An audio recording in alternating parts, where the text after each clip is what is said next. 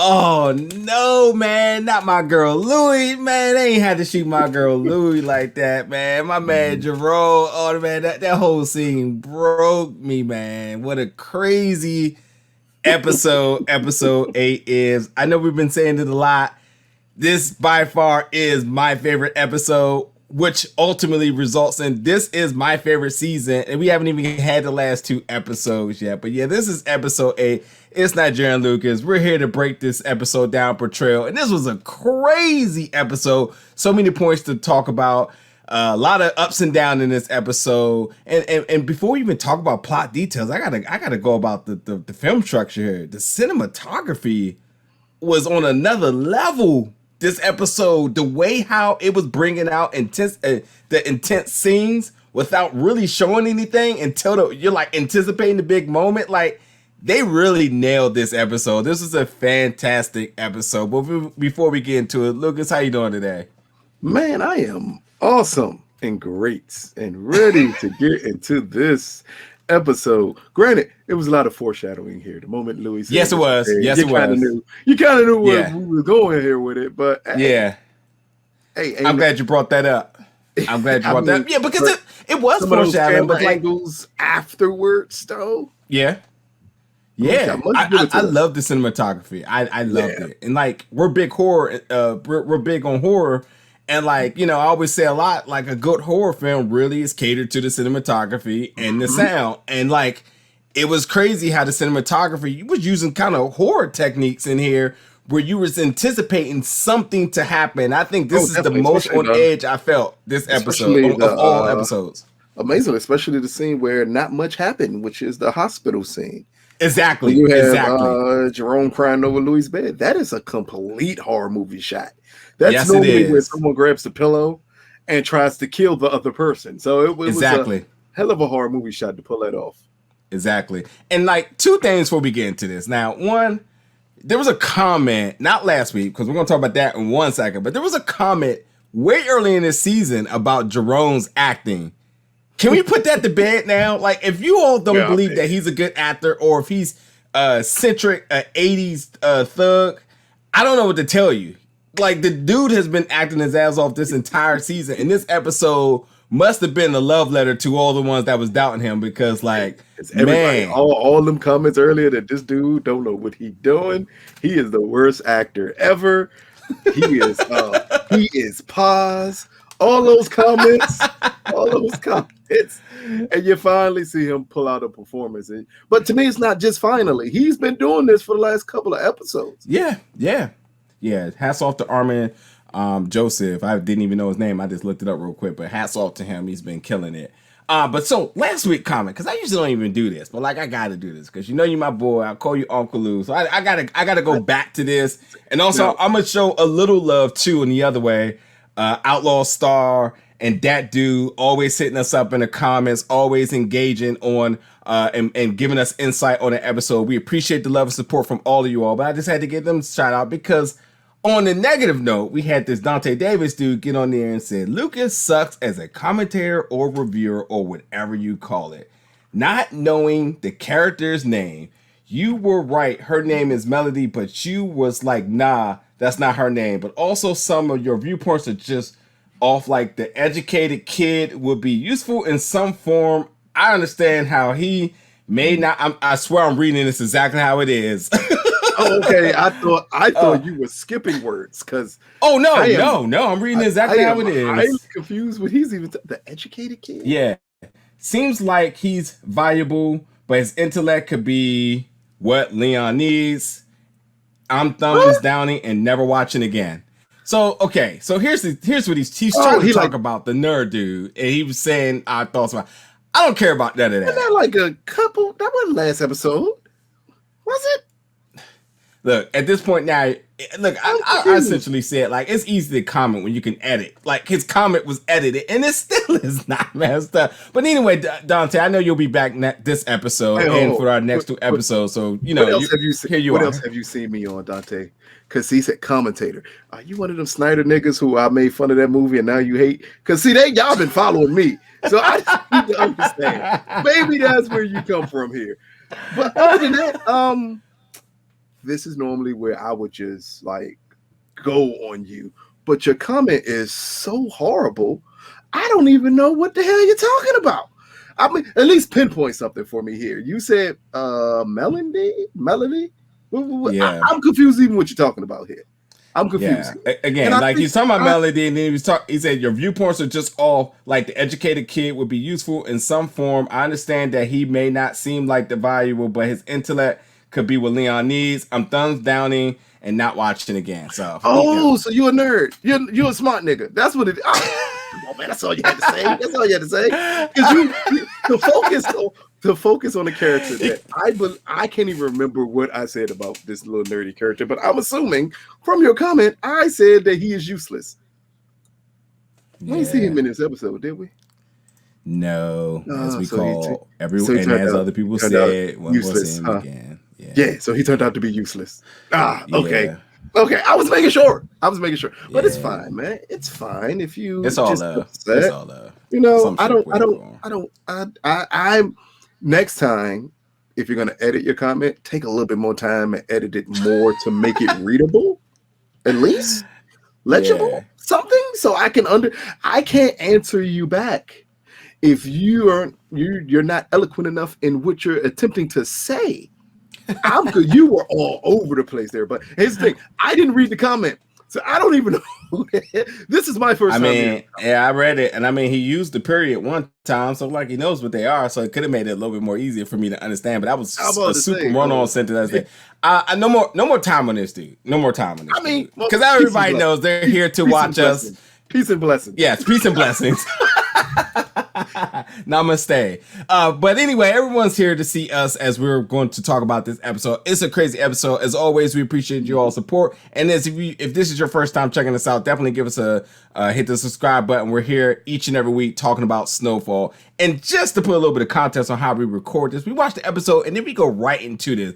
Ain't no couple of takes or whatnot. This is straight off the top, straight reaction, breaking it down. So I don't want to even hear all that. Like our the way how we do it is the way how we do it. And if you like it, you like it. You don't, you don't. But we just try to be authentic. That's why immediately after we watch it, we jump on here, record, and we break it all down. At the end of the season, end of the season, we will let the veil back a little bit on this because it'll make it more interesting of a story that. Review this and then do a review immediately. But when you get a little more backstory, it'll make it even more interesting because it ain't something we have to do. It's just naturally the way it gets better conversation going is to jump into it. I don't want to overly think it because if I overly think it, I can break this down 10 ways to Sunday. So can they cheer? But it's easier when we get our raw emotions out because when everyone sees it, that's what you're doing. You get no emotions out. And you won't like all the feeling, like me thinking that it was a chance that Jerome was gonna kill Louis in the hospital because of the horror movie shot. Hey dog, I'm glad you brought that up. When the hand shot, I was like, dog, but like again, like I gotta kill her because she's not gonna make it. Horror movie shot. And even to his comment, he said, "Didn't look like her, man. She all messed up in there. My man is hurt, and he's not thinking rational. And who knows what he could have been in that situation? But like, he was already on 1,000 in the beginning of this episode. He full blown Super Saiyan God by the end of this. And not to mention, like, if you know a little bit about anything, he had on a pinstripe suit. You know he's wreaking trouble with that. Like, if you're walking around with that, you know he's up to no good. So, like, and off the top, he was like, fuck Franklin. So, he's riding out. He's going back to the projects. And he's going to take matters into his own hands. We're not at all surprised by the fuck Franklin comment. That was not at all. Not at all. Not at all. But, I mean, it does bring more context as we know where everyone stands. And that was important now that we know that. Yeah, he had doubts about not knowing everything, and he kind of was just, in his feelings. But the fuck Franklin part is essentially like the icing on the cake here, where he's just like, I'm letting y'all know, like, I'm not listening to the hierarchy. I'm doing what I got to do. But it's more of an emotional response anyway. Like, he is, as he said, they shot my baby. So immediately he's just jumping into it. He's like, man, I don't care what Franklin has to say. I know what has to be done, even though it goes against everything. Smart. Yeah. And also too, like, I think that another bit of kind of context on that scene is that him being sort of irrational, and it paused Leon, who is usually the one who's irrational. So even he realizes like, yo, he's off the chain, but like he's loyal to him. He did him that solid in the project. I mean, when OG saw him at the funeral, it was nothing. It looked at each other, was like, I appreciate y'all coming. And like, I know a lot of y'all said like Leon wasn't scared, whatever it may be. Oh, no, the idea is that he was scared. It's still respect there. It's respect there now. Like everyone's on the same page. So like, that's why they have soldiers in the projects now, and they can do whatever Jerome wants to do. They're gonna ride because they showed respect at the funeral. They appreciated him being an OG to OG to lift each other. It was the respect, and he got Leon in check, and it just all worked. So like they're super good, and you can see that come full circle within that hospital scene, the beginning of the funeral, and all that. So like. Really, really good storytelling this episode that I truly appreciate. Like, I know we were like confused, and we'll talk about at the end of the season why we thought this might have been the last season, obviously because of COVID and production and whatnot. Yes. And they filmed during the pandemic, but they could have easily. I think we said it though. We brought it up because I know FX has another show, Pose, was coming out with a shortened season, so we just assumed like, hey, this was shot during a pandemic, which it was. Yeah, that they would naturally shorten it to 8 episodes because that's something FX has been going with, is the 8 episode stretch. And frankly, when you look at this episode, if this was a finale, holy hell. it would be the perfect setup. And, oh my God. And I'm wondering, because of the way this episode is set up and the way it ends, if they shot this with the intention of saying, if we can't get production done on these other 2 episodes, and that's a smart way of doing it. We could end this season here. At the perfect cliffhanger of what Franklin does and him asking, how long have you been setting me up? Like, it's the perfect ending. Yeah, we'll come back to that one second. I also want to jump to now, like we'll come back to Drew and everything. We're going to scale through the episode, but we had to obviously start off by talking about Louis. That's one of our favorites. I know that's one of y'all fan favorites, and her being shot, her crying out, Jerome crying, man, that was a rough scene, man. I mean, I ain't gonna lie, like I for real was about to get up and get ready to ride too, man. Cause like, man, somebody got paid for that. I was hurt, bro. I was about to flip the mattress and everything, bro. Paying for Jerome, because clearly Louis warned him of all of this beforehand. Yeah, but see, this is of saying like, hey, they're gonna expect us at this funeral, and if 100%, we need to not go. Like, she understood the danger involved. Yeah, and because she's the only one who voiced the danger, as I said, it was kind of foreshadowed that she would be the one to get shot because she's the one who voiced the issue.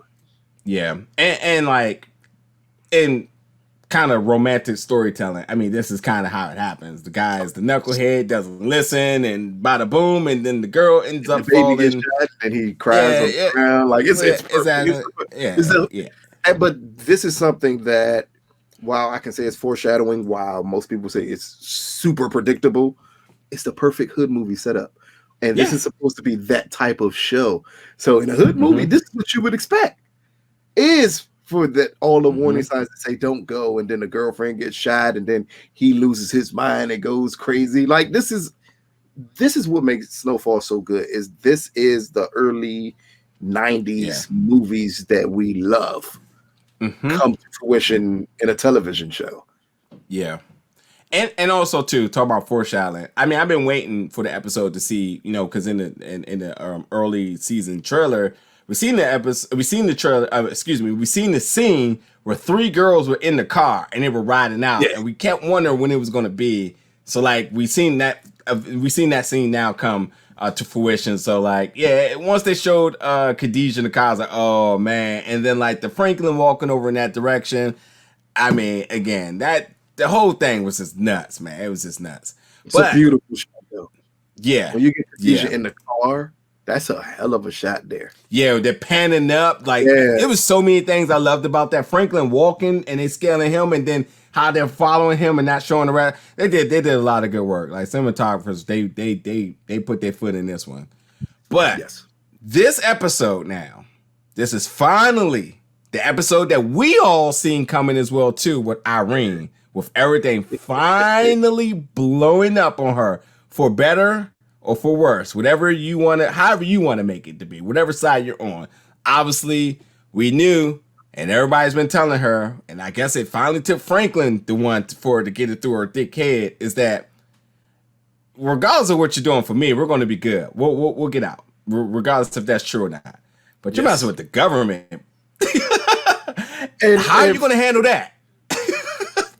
It was like her moment of realization hit when he said, "You're acting like I'm going to be the one who's going to do it." Like, and then she clicked, like, "Oh shit, yes, yeah, You told on the CIA. At what point did you think you would be safe there?" It's the. I think I said it before when she did it. I said that's just not a smart decision to make at all. Even her bosses now know. They're like, "Look, no, we can't out him. We can't his secret identity. No, at that point, we give away too much information and get a CIA agent killed. We're like, that's the end of our paper."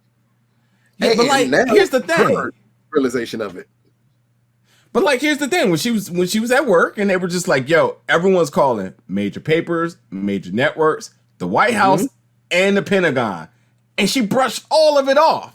And then when Franklin called, she was like, "Oh." So like, again, like I profiled her character. She's obsessed with work, and she jeopardizes everything for it. Her family, Greg Knox all over again. And a lot of other people. The dad from Wrinkle in Time, like everybody. She just gave away like making logical decisions in the pursuit of a story. Yeah, like it made no sense for her to go that far. But again, her ex-husband had kind of warned her that this could happen, and you didn't take heed to it. And then we see at the end with Reed and Gustavo what happens. To me, it's the perfect way to put her in line. When he asks Franklin, like, "Okay, did it work? How scared did she seem?" And then he just took it on his own hands, like, "Nope, I have a better way to do this." Yeah, I mean, but again, we knew that was coming. I mean, this is Reed tactic. He already what's it called? Waterboard. The other guy, yeah. Waterboard. Thank you, waterboard. Yeah. So like, which is the worst of the worst. And like, he just, he said, "This time you wake up, the next time you won't." So it's weird to me. Like Irene's character, who I think has been, obviously waiting to get to this point. Like, again, I've been very adamant about her being obsessed with her job to the point that we're seeing it in every angle. When her husband comes back and says, "Hey, I love you." Remember, he kind of brushed it off before. Yes. Now he comes back and is like, "I love you and I'm proud of you. You can come with me," which is what she wanted. And then she didn't take it because she was all waiting for the possibility of the part 2 of this story. Yes, and what Franklin could offer. And it's crazy. It's crazy. So her demise is ultimately going to be all because of self. And there's no ifs, ands, or buts about it. Literally, there's no good outcome for her in this. And like every single turn that she takes, every warning that she's given and she doesn't heed, she completely ignored, dives deeper into this. And look, the Pentagon came and played the visit. They booked their own conference room and said, "We'll be up there." To shoot Irene a little bit of bail. It's kind of what you would expect from a journalist, though.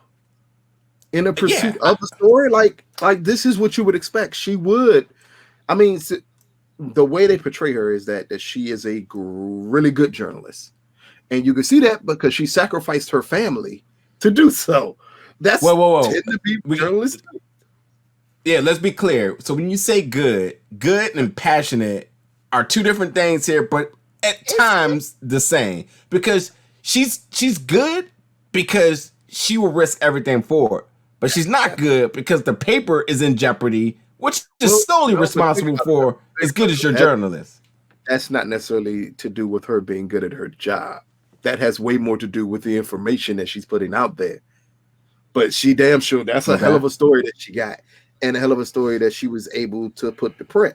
That makes you a good reporter. And we see that she's clearly willing to sacrifice her personal life, her family, her child, anything humanly possible to pursue a story. So that's what made her good. But again, we always knew that would be her downfall. You can't do that. not with the CIA. At that point, you're playing a game that you can't win. And that's one thing I don't think she fully understood. And yet she was warned about it multiple times. This exact situation could happen. And she was still like, no, this story is too big.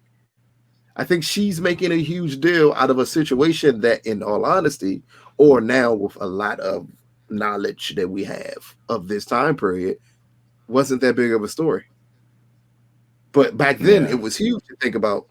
The United States government is moving in cocaine and selling it to fund the war. So she's like, I'm pursuing that story. This is going to be huge. And then her ego just goes out of control because everyone's calling, every network's calling. So she just brushed off even the White House and the Pentagon. That should have been a warning right there. Yeah. The White House was calling. Yeah. So, like, even Franklin, like, mentioning her husband and her daughter's name wasn't good enough for her. Like, it literally was just, at this point now, it's just, she didn't care. She was a horse with a blinder, and she was going to run this race until she won it. And it is. And I wish I knew enough about history to know exactly who they're trying to mirror this character after is, because this is not the first time this has happened. I mean, obviously now in 2021, we can easily say, yeah, somebody's done it. But like even back in the 80s and 90s, like there was definitely, people seeking to find stories like this. Yes. Right. So as much as some people may not like Irene, and obviously she's not going to go over good now. Yeah, she's an authentic character. She's an authentic character. But that's what's different is that this is traditionally a male character, though. Yes. So that's the difference. It is. Yeah. And if it's a woman, it's a white woman. It's not an Asian woman who's pursuing this type of situation. But again, it's a character that's true, not only to the time period, to the profession. Yeah. This is what. So if we go back to between Irene, we go to Andre, who was very true to being a cop in that time period, everything he did to pursue Franklin, to Jerome, who I know you all think he can't act, but he is extremely a true character to that time period. So that's one thing they are nailing these people to these time periods and how they pursue things, whether it be a story, whether it be a drug dealer, whether it be revenge. Like it's really working well the way they're doing it. Yeah. And just to put a little bit of context into my statement about this is traditionally a male character, it's because 9 times out of 10 with women, when it comes to family, once family is inserted into this, they opt out. Yes. It's mothers protect their children by any means. It's usually guys are the ones who just, except for Irene, but it's usually guys that will want to be like, I'll risk everything and don't care. And whoops, blow up in my face. Oh man. So, it's just interesting. And I think what's cool about them traditionally flipping this character from more of a traditional of it being a male is that I think it also creates another level of like attachment to the viewers. Cause you're just like, man, would she really go that deep? And we're seeing her legitimately blow up everything around her. And this is what's been making her interesting. For 8 episodes now, we haven't got anything until now seeing really things blow up. So that just tells you how they did this to keep us like our eyes focused on her each and every time she's shown up. And it wasn't just like T. Like T is a character who finally we're starting to see something come about, which we'll get to in a second, folks. I know everybody was right. We know. But yeah, like. But did I say that? I swear I did. I said it seemed. But I wasn't interested in her character at all. But I had my eyes on Irene this entire time. Yeah, her importance jumped from 0 to 100 real quick. That's it. I thought she was just like a little Joan he was on the side with. But again, the main story we've been focused on most of the season is Irene. From how she was going to break the story, who was she going to get to break the story, how she was amazingly a detective also with being a reporter, and she was making promises that made absolutely no sense to make the promises for. And we wanted to see how this could come to a close. Like, what is her ultimate goal? And I think this episode sets up her ultimate goal. I know we still haven't gotten there yet. I don't think the character has had that aha moment yet. So I don't know if the impact of what happens to her with Reed and Gustavo is going to change her mind about something, or at times with some reporters, it makes them go harder. Yeah. We will see. Now I'm just going to go over a couple of other plot points in this episode. Then we're going to get obviously into the big thing with T. So in the beginning of the episode, we see Reed deep in the jungle. Obviously, everyone's wondering why was he tripping. Well, rule number 1, you don't get high off your own supply. My man was definitely coked up and got him paranoid, got him bopped.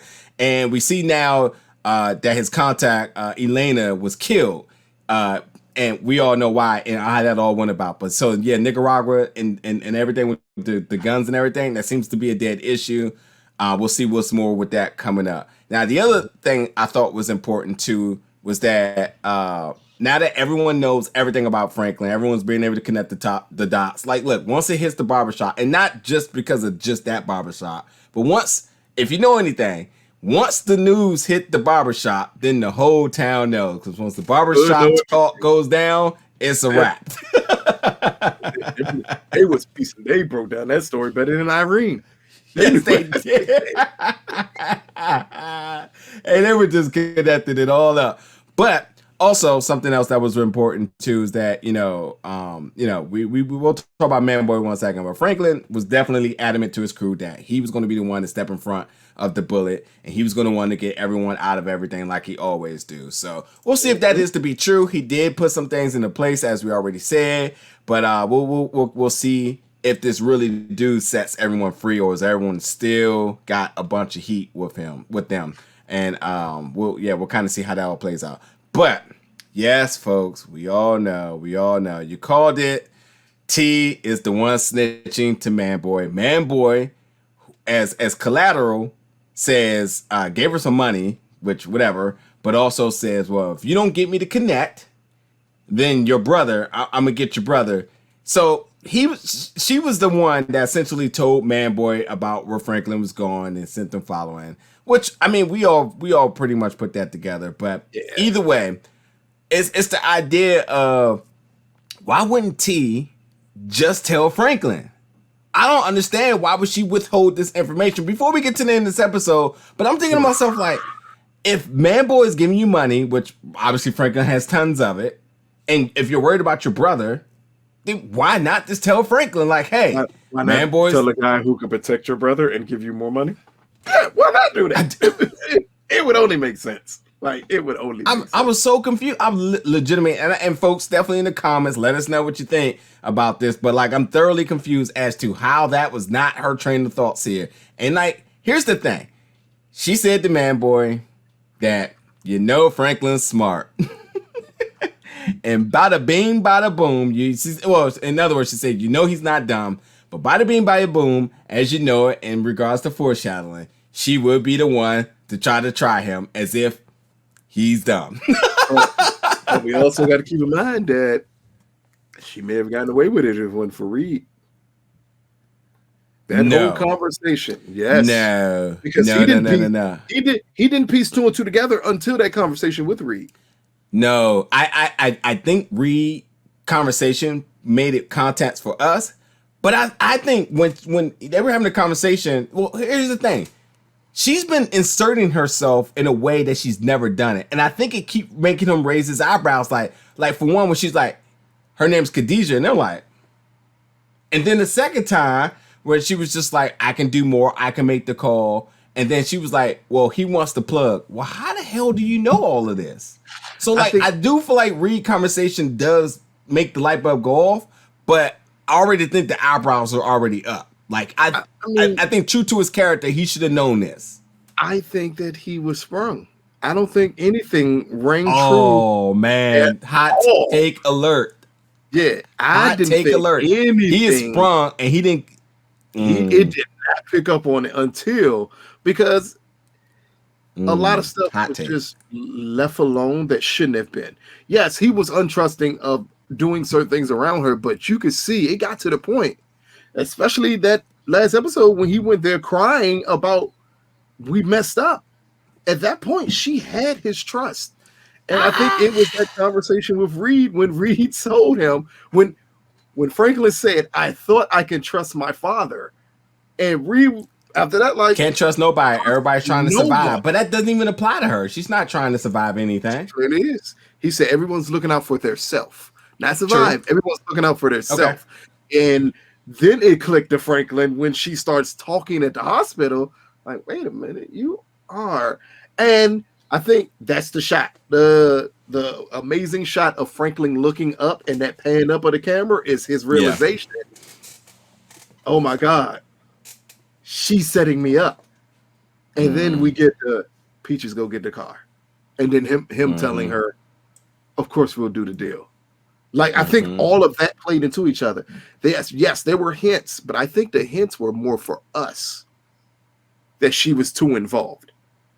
They still needed that red light going off aha moment for Franklin.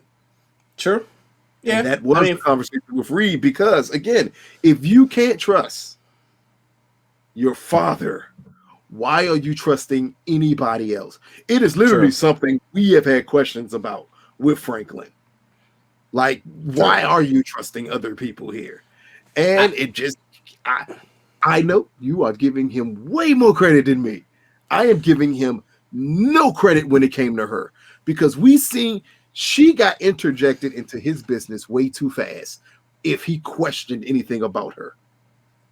But see, the thing about Franklin is he's not an over. He slept over at her with her pager, and his fucking pager was moved that morning.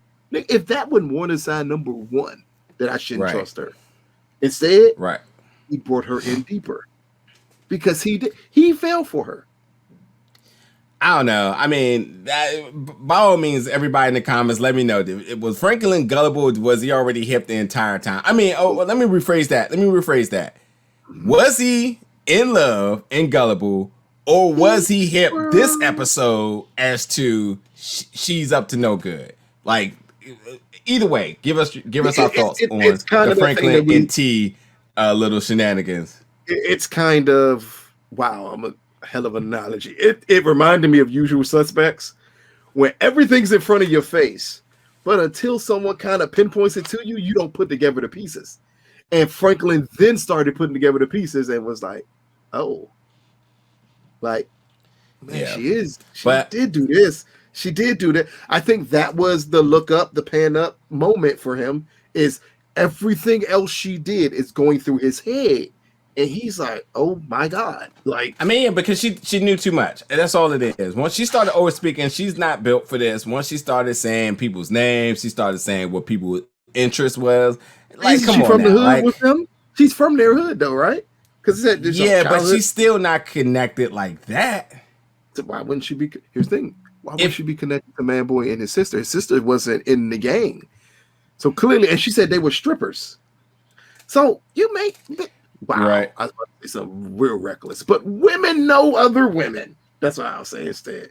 So it's a chance she would have known that information without the red light going off in Franklin's head. Like, wait, hold on. So you can't no credit here. I'm not giving him no credit. No. You're trying to give psychology to T's character, but trying to remove the psychology from Franklin's character, who's been traditionally smart. So him figuring out things makes sense. He's made traditionally in this show, he has made not so good decisions whenever love or family was involved. That's his flaw. Everyone has one. And we've seen that with him and Leon. When love gets involved, when they feel that they can finally trust someone and they let that guard down. We talked about this with Alton. That will be the issue. If Franklin let his guard down around him. Same thing happened here. Yeah, well, I don't know. We'll see. Definitely let us know in the comments what you think about that. But I got some thoughts, but we'll see what happens with next week's episode. So with everything that's happening, Sissy has an out. She can go to Cuba. Alton already said, I got you a passport. I got some money. Let's go. She also said she's tired of playing between the two of them. So I'm not going to talk about it much tonight, but we will see what happens with her as she's made it clear to Alton she's not really for it. She also made it clear to Franklin that she's looking for self. So she's about to go on her strong, independent black woman stuff now. She's not looking for self after her deal fell apart with Franklin's drug money. True that. Yeah, Paul Davis pulled out. I mean, everyone got scared, and she said she was scared. So, like, I don't know. Yeah, but yeah, I will agree that once this is just the countdown to Franklin kills Alton. That's all this is. That's all this is. Because when that happens, and I am a firm believer it will happen at the end of this season, that he kills his father. When that happens, it's going to be, how does that affect his mother? Yeah. And I think that Reed, really showing his allegiance, saying that he's with him to the end, and how that, really made the light bulb go off. I think that also could be an indication that he realizes that, well, if Alton, who hasn't proved to be loyal, is now becomes a super liability, not only to me, but to his mom, I mean, why not? What did he say? And a liability to Reed. So why not? That's the key part there. That's why I say so why not? Kill him. It was a line. Put a muzzle on your father. How else are you going to do that? Because Alton's not going to stop talking. Clearly, he's not. Well, he said he's out the next day. So we'll see if that is the truth. So, like, here's a lot of questions I want to get out real quick so people can jump in the comments with them. Number one, will Louis pull through, and when? That's the question. Next episode or the episode after? Because we don't know just yet. And I mean, of course we want her to, but like for the sake of what that could do to Jerome's character, could be pivotal there. So we'll see. The second question is Alton leaving, and is Sissy following him? Are they going to Cuba? What's Canada? Cuba. Are they going to Cuba to living off their best Tupac? This is funny. Tupac in the 90s, like where everyone that thought that's where he went to. But we'll see. And then magically people can just disappear. Yeah, I know. Like it's weird to me. Man.